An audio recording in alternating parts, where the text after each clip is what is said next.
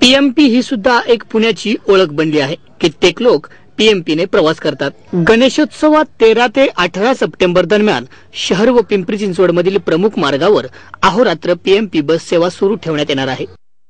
या काळात पुणे शहर व पिंपरी चिंचवड मधील सर्व प्रमुख मार्गावर रात्री बस सोडण्यात येणार आहे। त्यासाठी नेहमीच्या तिकिटांपेक्षा 5 रुपये जास्त शुल्क आकारण्यात येईल। स्वारगेट, डेक्कन कॉर्नर, पुलगेट या गर्दीच्या स्थानकावर पीएमपी प्रशासनातर्फे विशेष लक्ष ठेवण्यात येणार आहे। या गर्दीच्या स्थानकावर पीएमपी प्रशासनातर्फे विशेष लक्ष ठेवण्यात येणार असून तेथूनही ज्यादा बसेस गाड्यांचे नियोजन करण्यात येणार आहे।